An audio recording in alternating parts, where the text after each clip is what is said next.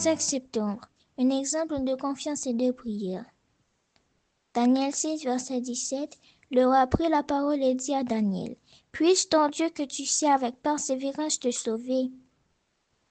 Parce qu'il avait prié Dieu, Daniel fut jeté dans la fosse aux lions, mais il continua à prier parmi les lions. Jésus envoya ses anges pour que les lions ne fassent aucun mal à l'homme qui priait Dieu.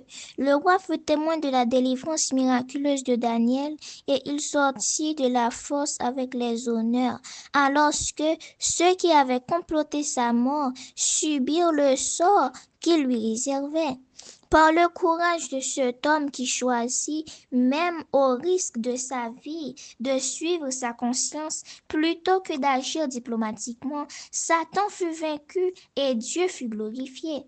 Daniel était un géant moral et intellectuel, mais il n'avait pas atteint cette supériorité sans effort.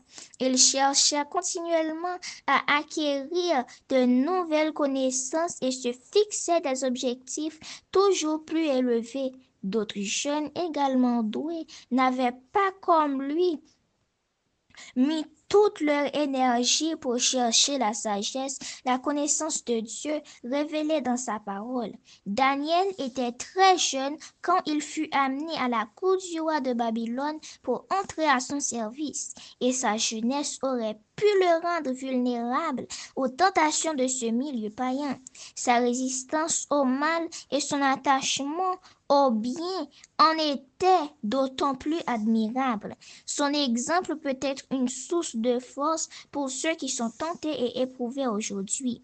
Son histoire nous enseigne que ceux qui se conforment strictement aux commandements de Dieu sont bénis, non seulement dans le futur, par la vie éternelle, mais aussi au présent.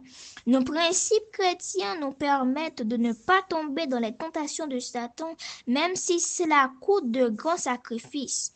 Nous vivons une période critique de l'histoire du monde où le conflit entre le bien et le mal fait rage. Nous avons besoin de courage, de prendre position pour le bien, de prier et de garder confiance en Dieu, tout comme Daniel. Du fond du cœur, 25 septembre, un exemple de confiance et de prière.